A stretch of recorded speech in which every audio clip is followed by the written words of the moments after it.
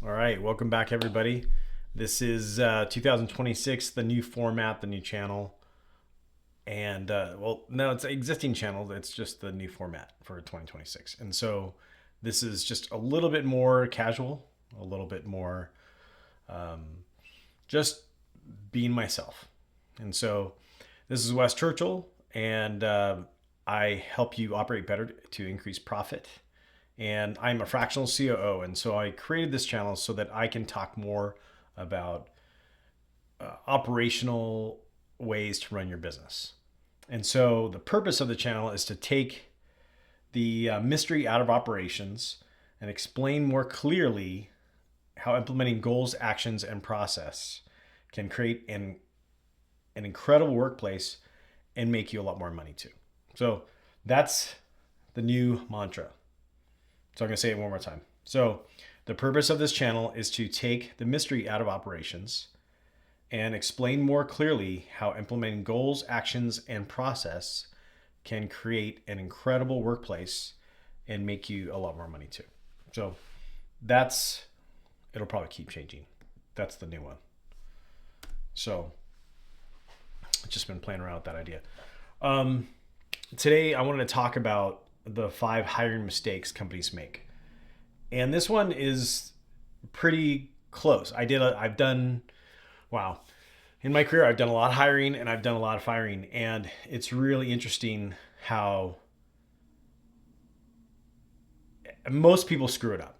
Most people screw up hiring and firing. Either way, it's just, they just do a terrible job. And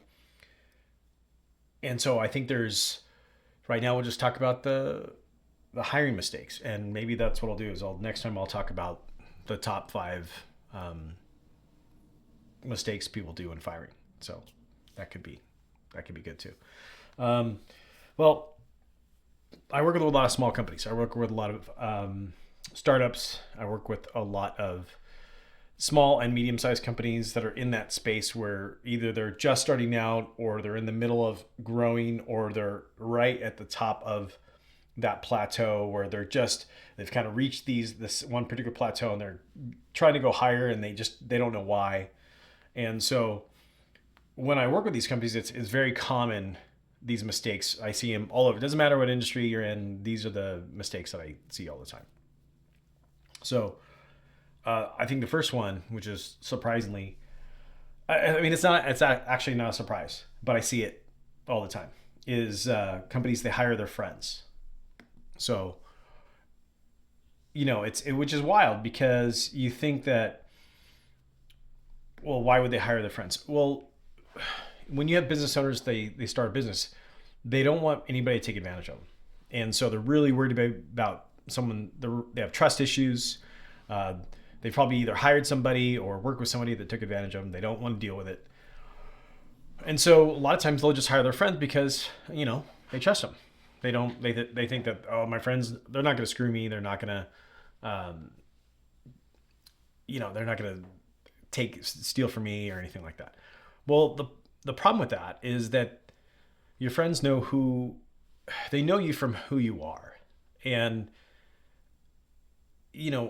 if they grew up with you or they have this perception of you or they don't take you seriously or they don't take you professionally, that happens all the time. And so that's one of the things I think businesses or business owners or CEOs, that's one of their biggest mistakes, because they hire these people because they think like, oh, this is my friend. And then they just run into these issues about money.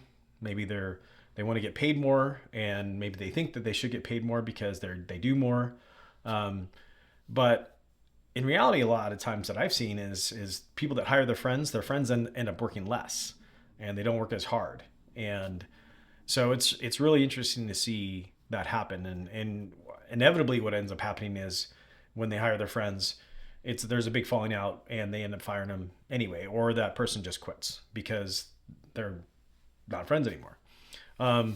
So it's understandable when you're starting a business, a brand new business, that you want to hire friends, but just don't do it. Just take some extra time hiring the person that you are trying to hire and interviewing them to make sure that the person is right and that you get along with them. They're a good culture fit. Everybody says when you hire a person, you really want a good culture fit. So I would just focus on that. So that's one of the things. The second one is that when companies start growing, so the second mistake that companies make when hiring is they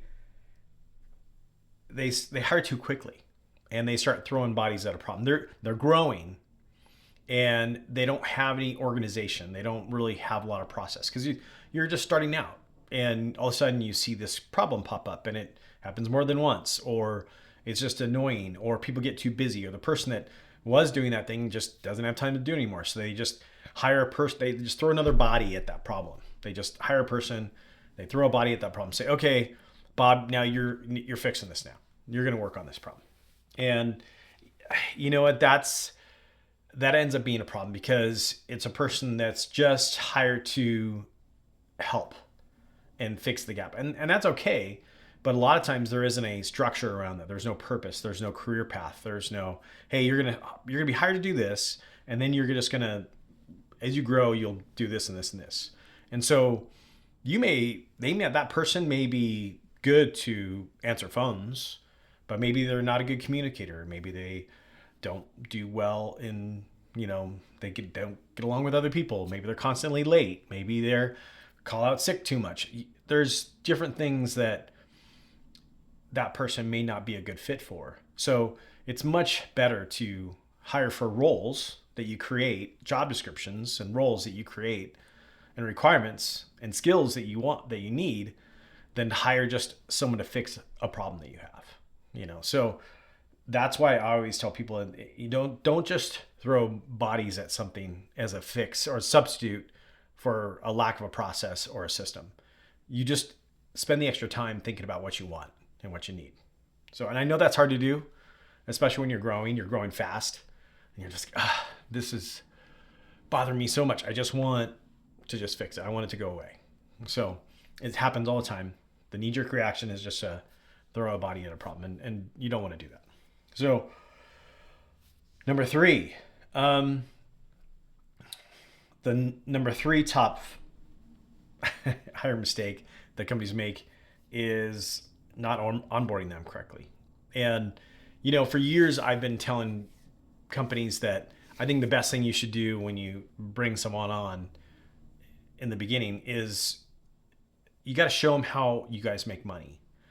There's a lot of people that are hired and they think they really understand the business, or they look at the business, they go, oh, wow, look at this. Oh, wow, look at they're making some money. This is great. And so but what they don't understand is how the business works. And so when you're not onboarding your person correctly, you're not training them, you're not saying, welcome to this company, here's how the company works, here's the person that you're going to be working with, here's your job description, these are what's required of you every day, every week, every month. This is when we take our lunches, this is the days off we have, this is what's expected of you if you can't come in, this is how you work with your team, all these things that make you a better employee and that will make you successful working with that company. And there's so many people that just don't do that. They just figure, well, we'll hire them and we'll give them a desk and we'll give them a computer, take them out to lunch and just say, hey, welcome to the team, and here you go. And hopefully you'll figure it out along the way. It happens so many times. And what that ends up doing is they're excited at first because they're excited to be, they're excited to have a job. They're excited to be part of a new team. But then they realize that there's no one to go to. They don't have the resources they need to do their job.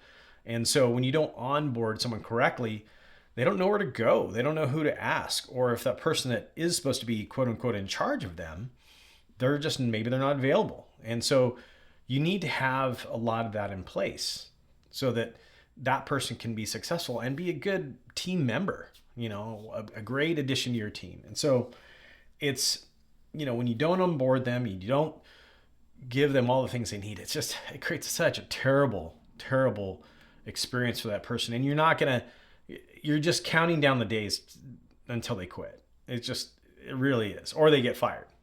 So I've seen that too. Probably, let's see. The fourth thing that happens is that you try to find the perfect person, and instead of hiring for the needs of the company. So a lot of times you'll see companies and they're looking for the right person. They're looking for the right person. They're going to interview and they're going to interview and they're going to interview. They want the rock star. They want the person that's going to change everything. And that is a really wrong way to do that, because the companies change, and you may find that the person that you're hiring for right now, will they be that person, a couple years down the road? Maybe. But all the time, not all the time. When there's people that come in, especially at high level executive levels, you're going to have people that they're going to bring in training and experiences from other companies. And that could even happen at all levels, really. And some of those experiences and training may be bad habits, or they don't really work for your business. So I'd almost hire someone that has a little bit less like exact training, that are capable, can do most, I'd say 70%, 60% of the stuff that I need them to do. And then I'm just going to train them the rest of the way, because I'm going to teach them how my company works anyway and how we do things. We're not going to definitely be a cookie cutter of maybe a competitor or, someone else. And plus, you're never going to find that person. You may have a great employee that you think is great, and maybe they're leaving, maybe they're going to retire, maybe they're, you want someone to replace them, and you're going to say, wow, you have big shoes to fill. But maybe that position needs to be taken to a different level. Maybe that job or that role could be something else. Maybe it could be bigger, and you just don't know about it. You're just used to the way the person did it before you. So I wouldn't focus on hiring that exact same person type, to replace the person. Or you don't hire someone that's going to come in and save the company. That never works. Because you're not going to find it. Just find someone that can do the job, that's capable, that will learn, and is willing to put in the time. I'll take those people all day long, But if I'm listening or working with someone that's going to fight me, think they know better, doesn't want to listen, doesn't want to be a part of the team, wants to just do things their way the whole time, the first day is going to be their last day. It's just going to not work. And so we've seen that. We all know when there's a bad hire. The whole company knows. And so it's better to hire for a cultural fit, and maybe that they don't have all the top skills that you need, but you get along with them and they're willing to learn and they're willing to grow with the business. Then that's the person that I would want. So don't keep trying to look for the perfect person. That person's not out there. It's like trying to find the perfect wife or partner or boyfriend, girlfriend, what have you. I mean, it's just nobody's perfect. So, and the fifth one, and this was the one that I think is pretty funny, and I see this a lot. People want to hire people that are just like them, meaning same type of humor, maybe the same type of stuff that they're interested in. Maybe they are in the same group or like the same things. It's pretty funny, actually, because all of a sudden you get somebody in there that's just like that person, and then they're going to be just like either the CEO or the boss, and they're not going to be the person that you need to do the work. You're not hiring for someone to replace you. Sometimes you're hiring to replace you, but most of the time you want to hire someone that's actually going to do the work. So you need to hire a person that can do those things, that can take direction, that's not going to go, well, no, I'm the boss. I delegate. I do the work. I don't do the work. No, I'm just like you, So you don't want to hire someone like you. You want to hire someone that's actually going to get out there and get stuff done. And yeah, that's great if they have similar interests and things like that. But if you're looking to hire someone just like you, it's just not going to work. It's not. And you want to hire someone that will be someone different than you are. They have that phrase that, you always want to hire people that are smarter than you. And that's a great example of someone that's, it's example of great leadership, but also a company that's forward thinking about trying to hire people that are going to be in the company that are just going to work harder and just look down the line and how that company is going to grow and putting people in the right spot. So yeah, don't hire someone like you. That's not going to work. So those are the top 5 hiring mistakes companies make. It's pretty good. I've seen it all the time. This is the new format. This is the new Wes Chyrchel channel. This is what I'm moving forward with, much more authentic, casual. I appreciate it. If you like it, please subscribe. There's going to be more programming just like this. You're going to see a lot more stuff coming up this year. I'm excited to share it with you. And thanks for watching.